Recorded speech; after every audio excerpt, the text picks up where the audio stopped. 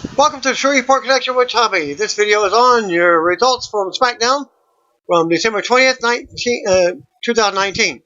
Birthdays from December 19th, Mean Gene Okerlund, 1942. And from the 18th, Hall of Famer Stone Cold turned 55. And also former WWE Champion and current Impact Wrestling star RVD turned 49. Hall of Famer Trish Stratus turned 44. And former WWE star Eric Escobar turned 40. This past weekend saw the debut of Jorge Arias, a.k.a. Sin Cara, in AAA in the promotion Guerrera de Titans event. Arias was recently granted his release from WWE with 3 years left on his contract. And he is on a 90-day no-compete, and he is not free to wrestle elsewhere until March of next year. And a link can be seen at that link. Also previously reported, WWE has not given Arias the right to use the Sin Cara name since they own it. Now the former Sin Cara is going by Cinta de Oro. And he revealed the new ring name on Instagram, which translates to Gold Ribbon. Lucha Blog noted that Cinta de Oro is the name of the Ciudad Juarez legend who trained Arias, and he has been wearing a gold ribbon on his mask as a way to honor him in the last few years. Arias had filed a trademark on the name in Mexico this past July, but it has not been approved so far. Legal action may be taken, however, as Lucha Blog has found a Facebook post from a woman named Maria Zarate claims to have the ownership of Cinta de Oro since 2016. The people in Arias' Instagram post are allegedly the sons of Cinta de Oro to show that he has the approval from the family to use the ring name. However, in the same Facebook post from Zarate, a profile who appears to be Ciudad Juarez legend Ari Romero, on a relative of his, implies that the men in posing with Arias are not Cinta de Oro's legitimate sons. WWE team member Chris DeJoseph has returned to work for the company recently. According to PW Insider, DeJoseph was backstage at Sunday's TLC pay-per-view, but was not on Monday's Raw. Noted earlier this month, DeJoseph left Major League Wrestling just 1 month after being hired to work as their co-executive producer. He left MLW to return to work for WWE, who he was in talks with before taking the job with MLW. DeJoseph previously worked with WWE from 2004 to 2010, leaving as a senior writer-producer.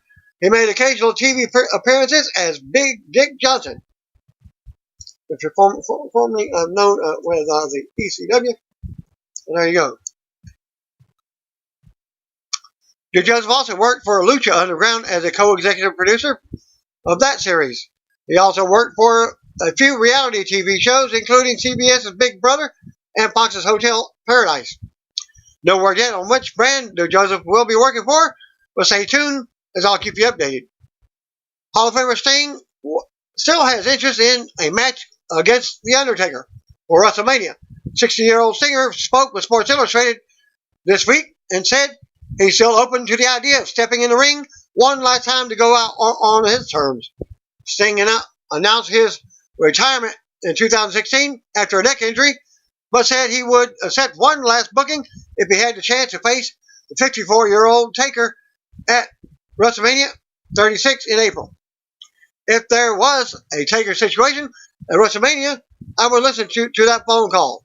Sting said, I could get in condition and I could pull it off. Despite the interest in one more match on his terms, it was noted that Sting is aware that the match is unlikely to ever happen. Sting said that he still thinks about the situation every year. I think my career is done, Sting said. I still think about the Taker situation every year, but I don't think it's going to happen.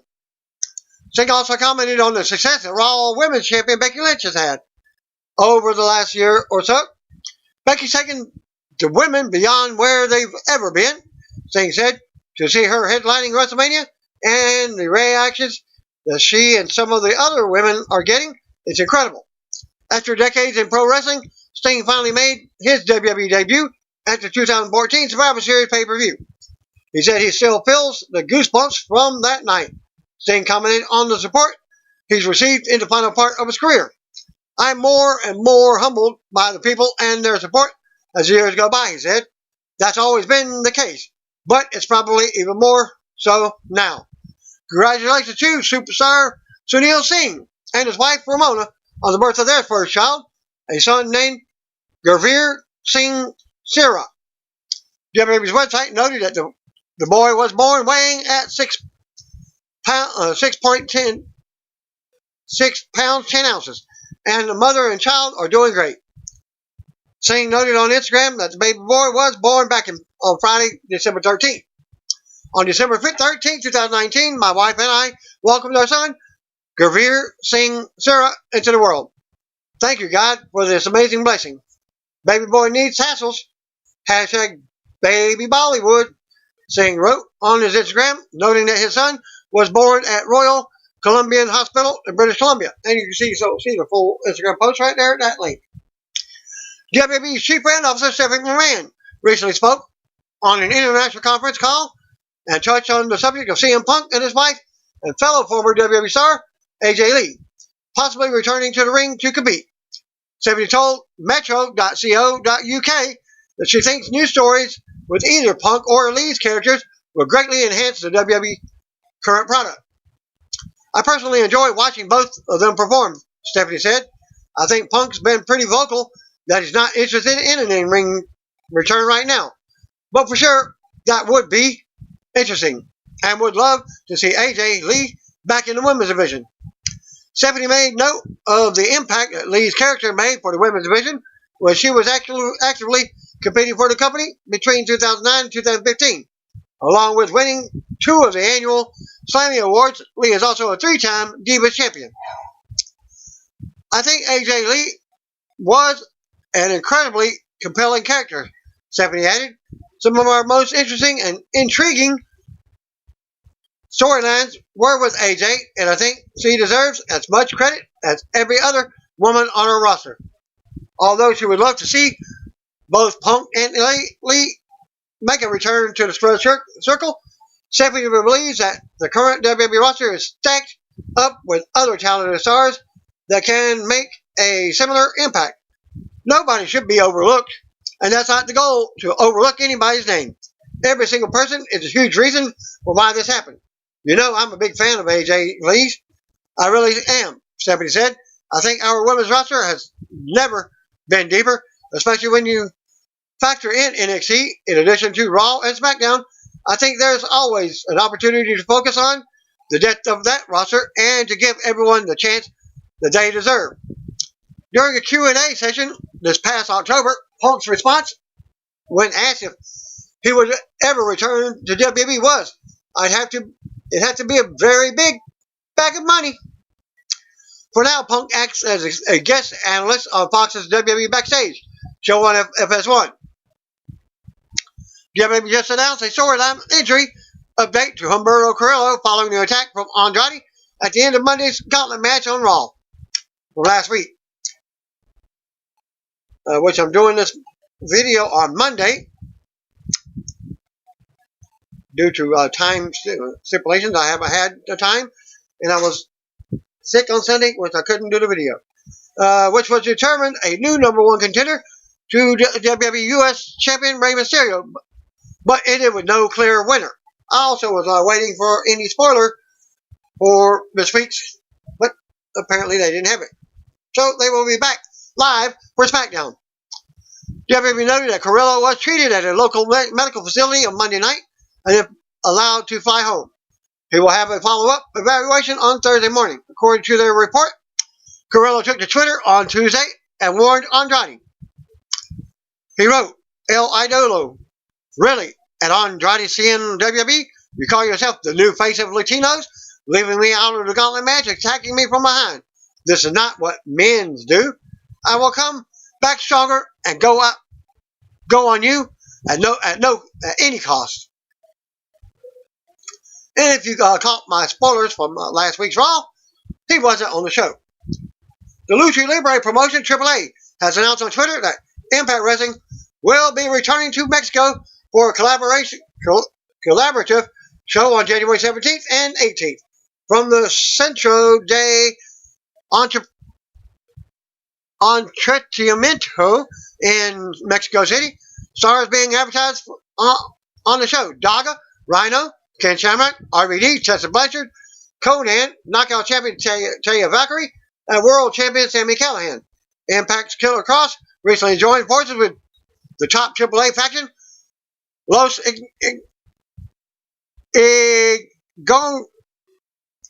Ingobernables. So he will be in competition with Impact Wrestling himself. And I heard a little birdie that was talking, and they said there's a little rumor that Killer Kross has been in talks with WWE. And it's a lucrative deal that possibly may be signed in the near future. Inspire Pro End of the Year Awards episode number 20 can be found in this link. I believe that's the promotion that I found in that's in and around New Orleans. Indie Fed. According to MSN.com, 48-year-old Luke Vu has been arrested for the death of indie wrestler Matt Travis, who was struck by Vu's truck on November 9th at 2:30 a.m. in Eastern Harlem during an illegal U-turn. Travis suffered serious trauma and was pronounced dead just as he arrived at the local hospital. Vu has been charged with reckless driving, failure to obey traffic device, failure to exercise due care, and failure to yield to a bicyclist. I'll keep you updated on the ongoing story. Once again, wish to send my condolences to his family, friends, and loved ones for Travis. WWE on Fox Twitter account has announced it. Actor William Shatner, best known for his role as Captain Kirk in the Star Trek franchise, will be appearing on episode of WWE Backstage on FS1. Shatner joins hosts Renee Young, Booker T, and Paige as they discuss the latest ongoings with the WWE Universe. DX was advertised for this coming week's WWE Backstage with a special edition Christmas. WWE Raw superstar Jimmy Uso has been found not guilty for his misdemeanor DUI charge. He was arrested back in July. The unlawful speeding charge that he was charged with remains on his record. As noted, Uso was scheduled to appear in Escambia County, Florida courtroom for a jury trial on the charges. Jury selection began back on Monday, December 9th, and just finalized on Monday of this week. Uso was in front of the judge, Jennifer Friedrich Coates. Where TV in Florida reports that the jury deliberated for a little more than 1 hour before finding Uso not guilty on the DUI charge. It was noted that Uso did not take a field sobriety test when he was arrested. He never refused, but he did ask that his lawyer be present. Deputy Jeremy Meeks testified in court and said that he believes Uso was impaired while driving. Once he eventually started to get out of the vehicle, he appeared to have a hard time with the door handle and opening the door. He was unable to get out of the vehicle and took a step or two and appeared to stumble almost into the travel lane, Meeks said on the stand. Court records indicate that Uso has now received a $1,000 bond back that he paid back in July, because he did appear. MLW Fusion, link for this week, number 89, can be found this week. This link has Davey Boy Smith Jr. versus Low Key, MJF versus Alex Hammerstone for the Opera Cup opening round. Former WWE and WWE star Mark Jindrak is managing a new restaurant in Syracuse, New York area called the Elephant and the Dove. Randy Orton took to Twitter this weekend and gave a big plug to the restaurant, and he also posted a picture with Jindrak and featured a poll for the best new Syracuse area restaurant of 2019. Orton wrote, "My dude, at Marcos Corleone 23 is running a new restaurant in Syracuse. Vote for the best new spot in town. Here. Hashtag elephant and the dove. J-Track noted on that the restaurant is actually in, it's hard to pronounce it, Skane Needles, Nutellus, New York. J-Track and the restaurant were recently featured in an article from auburnpub.com. NWA Power episode number 11 can be found at this link. Lacey Evans and her daughter were filming a commercial over the weekend, as Evans revealed that she and her daughter were filming a commercial for the Foster Farms Poultry Company. She wrote at this link that you can see for yourself and pictures of what could possibly be in the commercial. Working hard with my little lady. Can't wait till y'all get to see this classic commercial at Foster Farms at WWE. Hashtag Hunger Monster. Hashtag Super Moms. Hashtag Limitless Lady. WWE announced on tonight's on Raw that Shawn Michaels and Triple H will join Corey Graves for a very special DXmas edition of the podcast, which was the first official podcast announced for WWE Podcast Network. And I told you they were already going to be on WWE Backstage. The episode will be released early Thursday morning, which is the day after Christmas Day. No word yet what DX has in store for the show, but the Raw announcers tease that they may have some sort of announcement or stunt plan. Only DX style way they do. New episode of Tables for Three will air on the WWE Network after Raw goes off the air. According to WWE Network News, the episode will feature WWE Hall of Famers Mark Henry and The Godfather, along with the current Impact Wrestling producer, D'Lo Brown. The theme will be Nation of Domination. Henry and The Godfather spoke with another NOD member several years ago on Table for Three, WWE Hall of Famer Ron Simmons. I guess he said more than a word. Damn. And here's the synopsis for Monday's edition. Dinner of Domination. D'Lo Brown, The Godfather, Mark Henry recall good times with Farouk and The Rock, and the lasting influence of the Nation of Domination. 3 NXT matches were taped tonight in Brooklyn from last week. I'm just now getting the spoilers for you for this Wednesday's Christmas edition of NXT on the WWE Network. I guess they won't have it on USA. Here's your spoilers. Isaiah Swerve Scott defeated Jack Gallagher. Dominic Dijakovic defeated Bronson Reed. Keith Lee and Leo Rush defeated Tony Nese and Damian Priest. That's your only 3 matches. SmackDown opened up with a look back at TLC and Daniel Bryan's return, which came after WWE Universal Champion Bray Wyatt defeated The Miz. We also see how The Fiend attacked Bryan a few weeks back. Live from Barclays Center in Brooklyn, New York City, as Michael Cole welcomes us to the show. The arena is decorated for Christmas. Cole is joined at ringside by Corey Graves. Your tattoo champion of the world? The only part that isn't tattooed is his face. We go right to the ring. Out comes Daniel Bryan. To a pop and a yes, Borgasm chant starts out for the crowd. Bryan leads the chant as he heads to the ring in his new look. He's got his head shaved again. Greg Hamilton does the introduction. Bryan takes the mic as fans chant his name. Bryan says he's not sure where he went a few weeks ago, but he felt the Fiend rip out his beard and his hair. When he came to and he got cleaned up, he looked in the mirror and didn't notice the beard or hair missing. He noticed the Daniel Bryan brand missing. It was gone, and for some reason, it didn't feel like him. He then got home. He saw his daughter, who was seeing him without facial hair for the first time. She cried and was scared, like she didn't know who he was. All she knew was Daniel Bryan, the brand. She didn't recognize him, but he recognized himself. Bryan goes on about the real man he saw in the mirror, the same man who came to TLC and kicked Wyatt's butt. Bryan calls Wyatt to the ring, but the music hits and out comes The Miz instead. Miz talks about how Wyatt violated he and his family. TLC was about protecting his family, something Wyatt will never have. Miz says all Wyatt has is his title. Miz erupts again, and out comes King Corbin to loud boos. Corbin taunts Bryan and says his daughter was scared because he looks like Baby Yoda.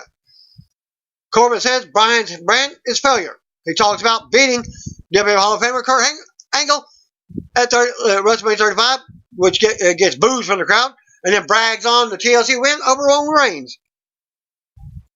Of course, he couldn't do it by himself. Fans continue to boo as Corbin is in the ring now. Corbin doesn't care about their personal issues with the Fiend because Wyatt has what he wants. Corbin says due to his win over Reigns at TLC, he's next in line for the WWE Universal title.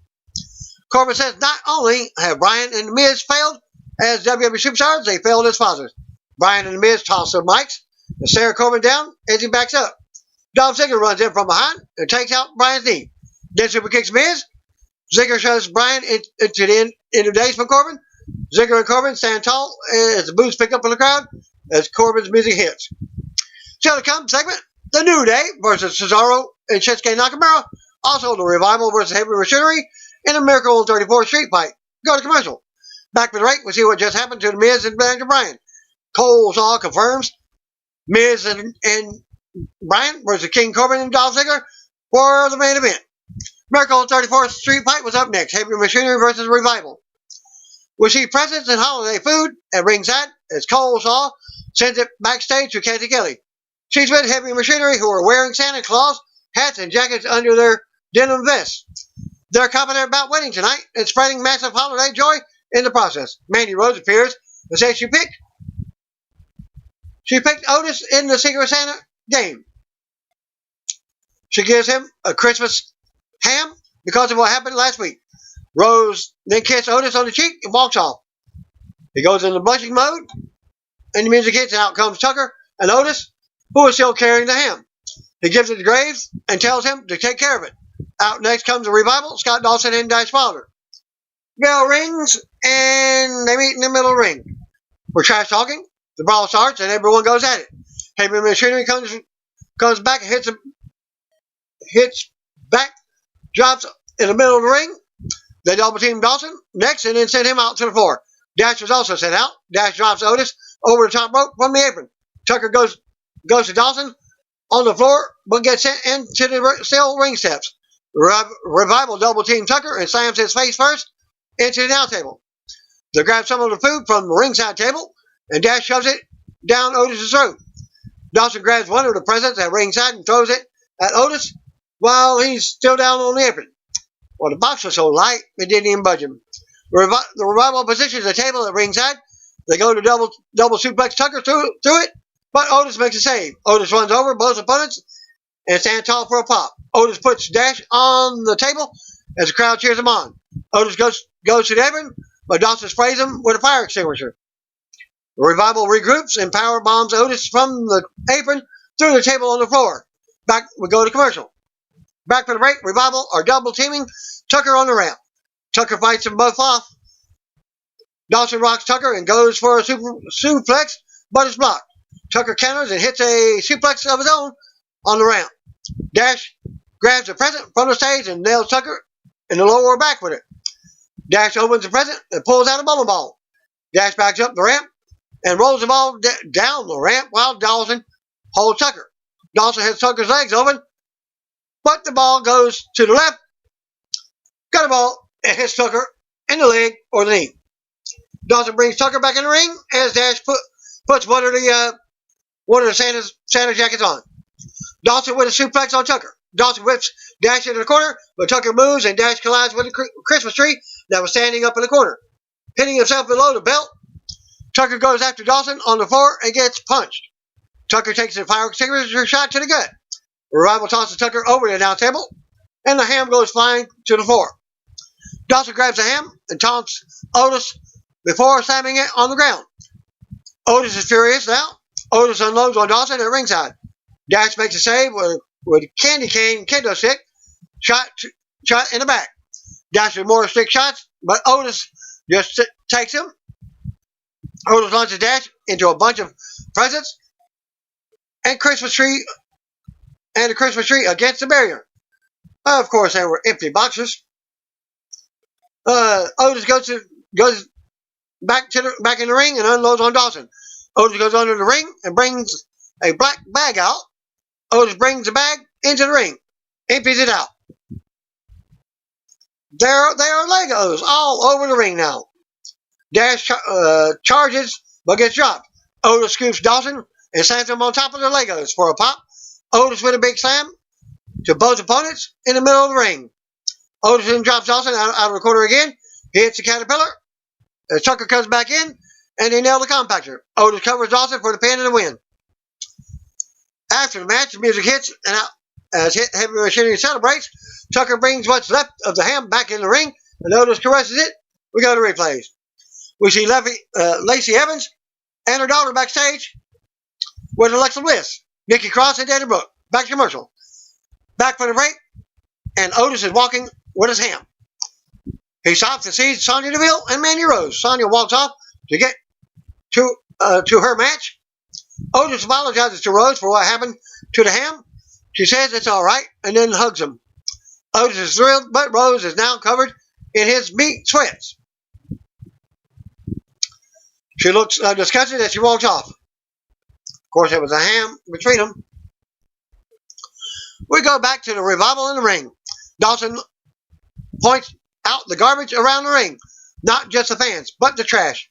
Dash Bomber goes on about how they're facing a different gimmick each week at their expense.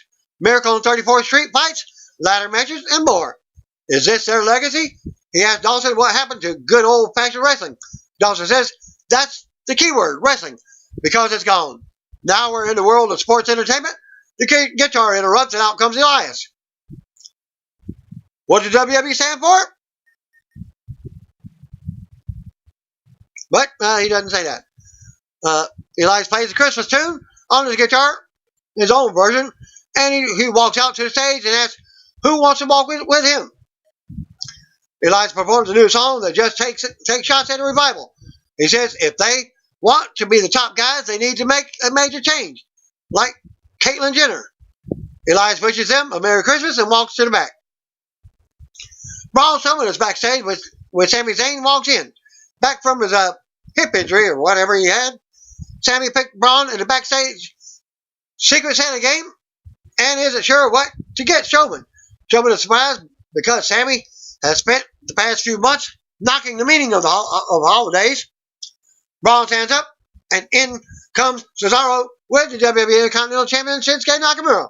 They have some words and Braun says if Sami wants to get him a gift, he can give him a shot at Nakamura's title. Sami says they can't do it because there's a big tag team match tonight. But he will check his list twice and keep it in mind. Sami leaves with Cesaro and Nakamura. Carmella versus Sonya Deville is up next. We go to the ring. Out comes Carmella for the next match. She gets pyro for the entrance. Back to commercial. And she was surprised that she got pyro. She looks back. Back for the break. Out comes next comes still Sonya Deville. She also gets pyro for her entrance. The bell rings and they go at it. Deville with a big sliding knee early on for a 2 count. Deville keeps control. Carmella fights back, but Deville manhandles her some and talks trash. Carmella then looks to make a comeback. Carmella lands a clothesline and gets hyped up. Carmella dodges several kicks and comes back with kicks of her own. Sending Deville down, Carmella drops Deville on her face with a flatliner and goes right into the code of silence submission. Deville taps out. After the match, Carmella stands tall and hits the corner's pose as the music hits. Go to replays, Carmella makes her exit. New Day versus Cesaro and Shinsuke Nakamura. Carmella makes her exit up the ramp, but she's interrupted by the familiar introduction of SmackDown Tag Team Champions, the New Day. She goes along with Big E's intro. Out comes Big E and Kofi. Next for the non-title match, as they dance with Carmella on the stage and then head to the ring as Carmella heads to the back herself. As we go to commercial, back for the break, and we get another return teaser for the upcoming return of Sheamus. He says when he left, SmackDown changed, but not for the good. He says the soul left with him, and all that is left is cowards and crybabies. Sami says, in his absence, the once great House of Warriors and Temple of Titans has become sad, soft, and small. This will change because the Celtic Warrior is back and ready to battle for the soul of SmackDown. We go back to the ring. Out first comes Cesaro. Intercontinental Champion Shinsuke Nakamura was out next. Sami Zayn leads him to the ring. The bell rings and Kofi starts off with Nakamura. Kofi misses a shot and Nakamura drops Big E off the apron. Kofi unloads on Nakamura. Kofi comes back with a big drop kick for a 1 count. Cesaro then tags in as Nakamura sends Kofi into an uppercut from him. Nakamura drops Kofi with a knee to the spine. Cesaro covers for a 2 count. Cesaro works Kofi over while he's down. Cesaro then nails a gut wrench suplex for a 2 count. Cesaro keeps Kofi grounded in the middle of the ring. Kofi fights up and out, but they stop him from tagging as Nakamura comes in. Nakamura takes Kofi down as Big E cheers Kofi on. Sami looks on from the ringside as Kofi fights up and out. Kofi lands on his feet from a counter and then tags in Big E. Big E goes to work on Nakamura and knocks Cesaro off the apron. Big E with 3 big throws to Nakamura for a pop. Big E stands over Nakamura and dances. He hits a running splash on the mat. He's doing the old Elvis hip shake around the invisible hula hoop. Big E rallies the fans for the New Day Rocks chant. He tangles with Nakamura and gets rocked into the corner. Nakamura then charges, but Big E catches him with a Uranage for a 2 count. As Cesaro makes a save, Cesaro then rocks Kofi, but Kofi sends him over the top rope to the floor. Kofi then runs the ropes and leaps out, taking Cesaro back down on the floor. Nakamura and Big E go at it in the middle of the ring. Sami provides a distraction from the apron, allowing Nakamura to level Big E in the middle of the ring. Big E ends up on the floor, and Cesaro charges, running him over with a clothesline. Nakamura works over Big E on the floor, as the fans boo. Nakamura launches Big E into the steel steps. As Sami watches, we go back to commercial. Back for the break. Big E sends Cesaro to the floor to get an opening. Kofi reaches for the tag. Cesaro comes back in, but Big E kicks him away. Nakamura tags in and knocks Kofi off the apron. Big E runs into a kick in the corner. Nakamura with a big knee from the second rope to Big E. Nakamura readies for the concession, but Big E explodes up with a big clothesline. Sami can't believe it. Fans rally for the New Day as Kofi gets back to the apron. Kofi tags in, as does Cesaro. Kofi then unloads on Cesaro as the fans cheer him on. Kofi drop kicks Cesaro and nails a huge hurricane off the top rope to the mat. Kofi with a big stomp to Cesaro's chest for another pin attempt. Kofi ducks a clothesline and drops Cesaro again. Kofi with a boom drop to Cesaro in the middle of the ring. Kofi calls for the finish as fans cheer him on. Cesaro dodges the trouble in paradise and hits a huge uppercut to the chin. Big E breaks the pin right before the 3 count. Cesaro gets sent to the floor by Big E's clothesline. Kofi gets launched by Big E out of the ring to take out Cesaro down on the floor. Kofi brings Cesaro back in the ring and nails a crossbody from the top, but Cesaro kicks out at 2. Nakamura drops Big E off the apron as Cesaro rolls Kofi up for a 2 count. Cesaro with a Cesaro swing on Kofi in the middle of the ring, swinging him around several times. Cesaro with a stomp to the chest for another close pin attempt. Cesaro goes for the neutralizer, but Kofi backdrops him. The tackle and Kofi rolls Cesaro up for the pin out of nowhere. After the match, music hits, but Nakamura comes in and nails Kofi from behind. Sami comes in as Cesaro and Nakamura attack the champs. Sami joins in to make it a triple team beatdown. Music interrupts and out comes Braun Strowman to a pop. Nakamura swings first, but Strowman drops him from the apron. Cesaro swings next and Nakamura joins in to get the best of Strowman. Double team backfires as Strowman knocks Cesaro out of the ring and then drops Nakamura into the corner. Strowman goes to the floor and runs over Cesaro. Then runs back in the ring and nails Nakamura in the corner. Strowman scoops Nakamura, but Sami makes a save, bringing Nakamura back out to the floor for the escape. As Strowman stands tall as the music hits, while Sami, Nakamura, and Cesaro regroup on the ramp. So to come segment, tag team main event. Miz approaches Daniel Bryan backstage and thanks him for making the save from Bray Wyatt at TLC. Bryan says he did it for himself, but he's sorry for what Wyatt has done to Miz and his family. They go back and forth about who dislikes the other the most. Miz says tonight they have to work together for the main event, but after that, it's all about Wyatt. Bayley versus Dana Brooke was up next. We'll go back to the ring. Out first comes Sasha Banks. SmackDown Women's Champion Bayley was out next for this non-title match. Bayley and Banks head to the ring together as we go back to commercial. As I speak, Sasha wasn't there because she was doing a recording with her cousin. Back with the break, out comes Dana Brooke as Bayley waits with Banks. The bell rings and they go at it. Bayley takes control and nails a sliding clothesline for a 2 count in the middle ring. Brooke gets up and fights back, unloading and strikes. Brooke with a big hip toss and a kick to the face for another 2 count. Banks plays to the crowd with a title in the air. Bayley turns it around with a knee. Bayley unloads in the corner and covers for a pin attempt. Bayley taunts Brooke and then talks trash. Bayley with a suplex for a 2 count. Bayley uses the ropes on Brooke right in front of Banks, who talks trash and taunts her with the title. Bayley keeps Brooke grounded in the middle ring. Dana mounts more offense. Now, after Bayley misses in the corner, Brooke with an insecurity goes up top and nails a big senton, but Bayley gets the bottom rope to break the pin. Brooke keeps the offense coming, nailing a clothesline and sending Bayley into the corner. Brooke with a handspring elbow into the corner. Bayley misses a shot, and Brooke drops her with a shoulder. Brooke goes on and covers for the pin attempt. Bayley dodges the powerbomb in the corner. Brooke runs into the top turnbuckle as Bayley moved. Bayley keeps control and drops Brooke for the pin and the win. After the match, Banks joins Bayley in the ring, and they both taunt Brooke while she's down. Music erupts. Out comes Lacey Evans to make the save. Evans rushes the ring, but Banks and Bayley retreat to the floor. Evans wants a fight, but they're not interested. Evans takes the mic and asks Banks where she's going. Evans calls Banks a legit bully, not a legit boss. And with no backbone, all mouth. Evans challenges Banks to a match for right now, and the crowd pops. Evans tells Banks to come in the ring so she can make her a legit loser. We go to commercial, and the match is up next. Back from the break, we see a former New York Yankees pitcher, CC Sabathia, in the crowd. He gets a pop. Lacey Evans and Sasha Banks go at it to start the match. Dana Brooke and Bayley watch from ringside. Evans unloads to start, but Banks turns it around. Banks talks trash and keeps Evans down. Banks with a suplex for a 2 count. Banks keeps Evans down by her arm now. Banks works Evans around and manhandles her some, talking trash against the ropes. Banks nails another Meteora for a close 2 count.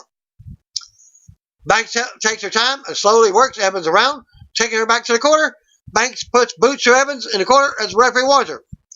Banks turns her back and plays to the crowd for some boos.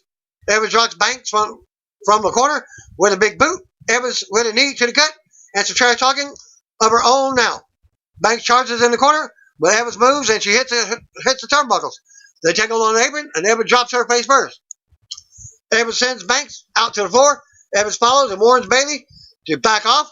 Evans slams Banks face first into the floor a few times. Evans catches Bayley trying to advance again. This allows Banks to drop the distracted Evans at ringside, sending her into the apron, and the bear, Evans' daughter, watches from ringside with her dad, and Banks taunts her and beats Evans down. The referee calls for the double count out as the beatdown continued. After the bell, Banks continues to taunt Evans' daughter. Evans has had enough. She taps on Banks, launching her into the barrier. Brooke tries to pull Evans back. Bayley checks on Banks as the referee gets in between the two sides. Evans and Brooke stand tall in the ring as Evans' music hits. Banks and Bayley retreat up the ramp. We see Daniel Bryan backstage walking to the ring. We also see The Miz walking backstage. Back to commercial. Daniel Bryan and The Miz versus King Corbin and Dolph Ziggler. We go to the ring for tonight's main event. Out come Daniel Bryan first. Miz was out next for his team. Dolph Ziggler was out first for his team. King Corbin was out next, carried to the ring on his sedan. And we'll see what happened at TLC last Sunday. Bryan and Ziggler go at it to start. Bryan unloads and Miz comes in. Corbin tries to attack Miz, but Bryan makes a save. Bryan and Miz deliver yes kicks to their opponents at the same time. Then clear the ring. Bryan poses in the corner to lead a loud yes chant as Miz watches. We go back to commercial. Back for the break, Ziggler and Corbin have dominated through the break. Miz counters Corbin and tags Bryan in.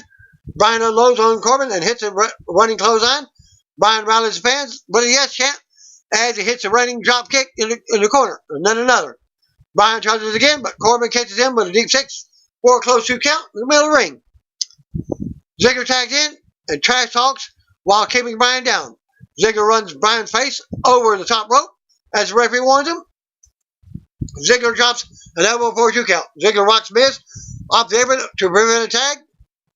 Ziggler tags Bryan to the corner, and then comes Corbin for a double team. Ziggler and Corbin with more quick tags in their corner, keeping Bryan down. Corbin mocks the yes chant as fans boo him. Ziggler tags back in and kicks Bryan down, taunting him as Miz reaches for a tag. Ziggler unloads on Bryan in the corner again. Corbin tags back in and charges with a big clothesline in the corner. Corbin beats Bryan down with elbows to the collarbone. Corbin grounds Bryan now as Miz waits for the tag. Corbin takes Bryan to the top and Bryan fights back and nails a missile drop kick. Ziggler and Miz tag in at the same time. Miz unloads with kicks in the corner and running clothesline. Miz kicks Corbin and rolls Ziggler up for a 2 count. Miz kicks Ziggler's knees and nails a DDT, but Corbin breaks the pin. Miz blocks the end of days and hits the skull crushing finale. Ziggler comes back and drops Miz for a 2 count. Miz blocks a super kick and goes for the figure 4 in the middle of the ring. Bryan runs in and stops Corbin from breaking the submission up, hitting a flying knee. Bryan sends Corbin out to the floor. Ziggler taps to the figure 4.